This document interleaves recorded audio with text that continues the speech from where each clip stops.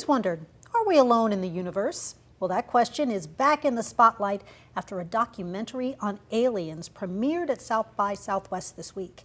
ABC's Andrew Dimbert has more on government officials that took part in this documentary.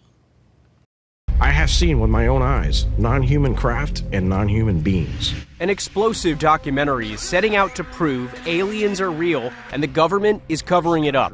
The new film, The Age of Disclosure, claims to reveal an 80-year cover-up of the existence of non-human intelligent life and a secret war amongst major nations to reverse engineer technology of non-human origin.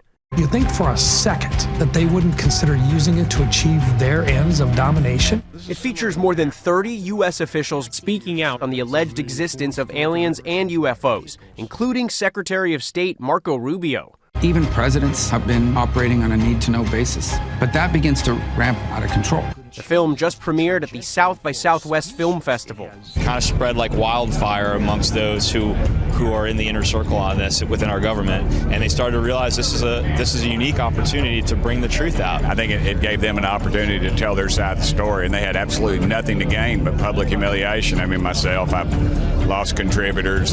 This is the biggest discovery in human history. Reaction has been mixed. One person posting, "Spreading the word about this topic is the most important story in the history of humanity," but another saying, "Not a single scrap of verifiable evidence has ever been shown." Andrew Dimbert, ABC News, New York. Okay, that sounds like a really interesting film. I want to watch that.